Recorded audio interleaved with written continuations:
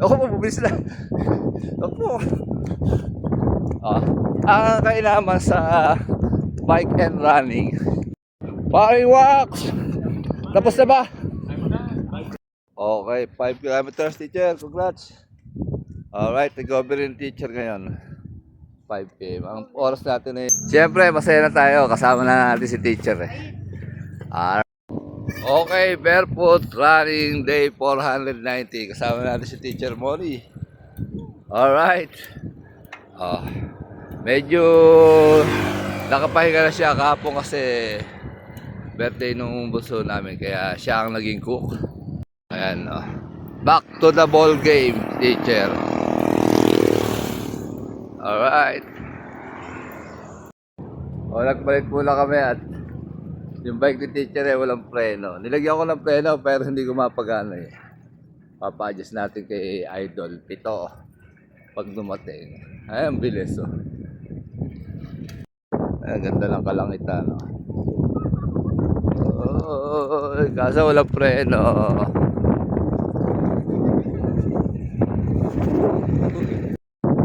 Okay, magwawa na tayo dito. Parang uulan ulit. Tingnan niyo yung panahon.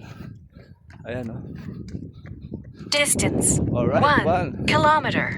Duration, 7 minutes, 18 seconds. Pace, 7 minutes, 18 seconds per kilometer. 86 kilocalories burned. Recovery ni teacher.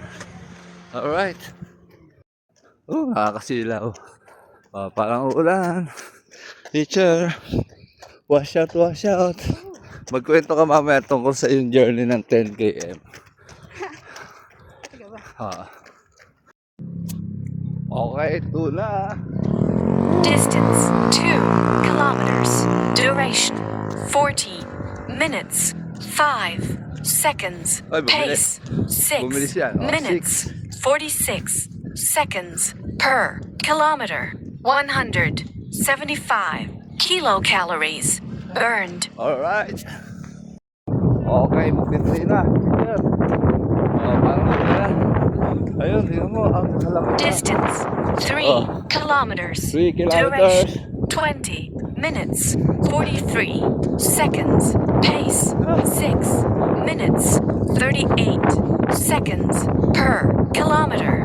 262 kilocalories burned. Alright, bisa natin yung last 2. Ayan, nagbabadya na ang ulan. Pariwak sa'yo, sa kundi. Bye-bye. Okay, 4 na, teacher. Sisigaw na yan. Konting iri na lang. Distance, Alright. 4 kilometers. Duration, 27 minutes, 12 seconds.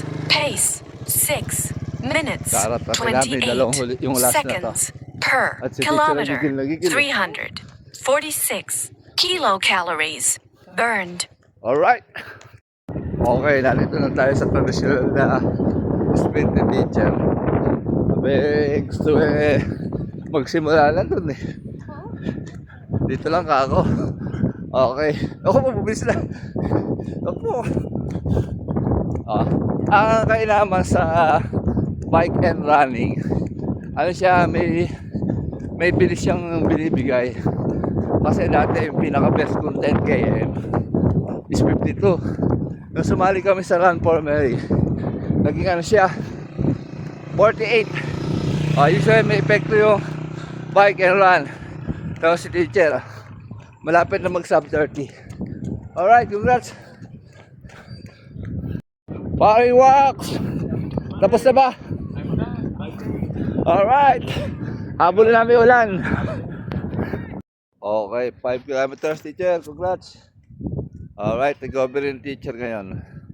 5 p.m. Ang oras natin ay 34 minutes and 5 seconds. Ang pace natin ay 6 minutes and 49 ba? 47 seconds. May advice, piece of advice daw ng teacher.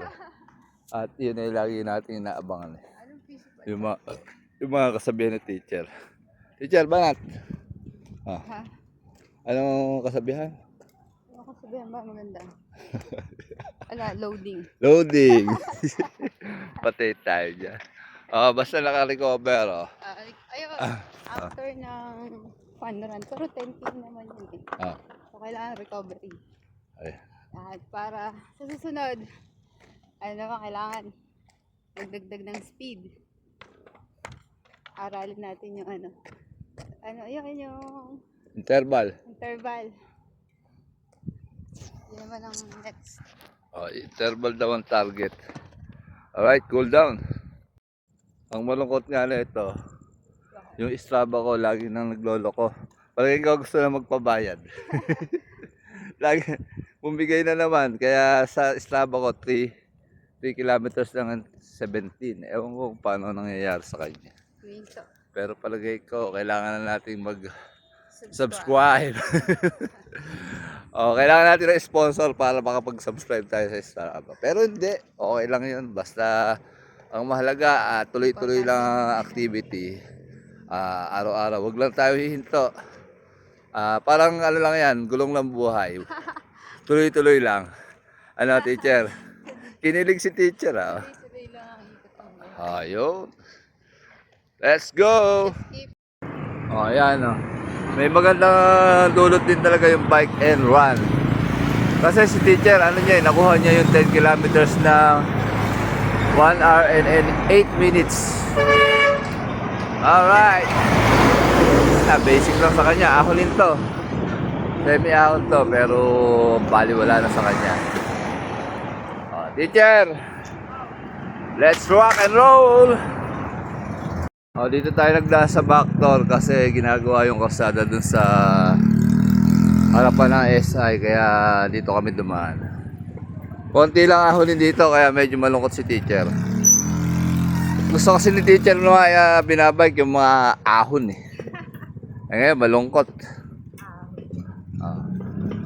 Siyempre masaya na tayo, kasama na natin si teacher eh.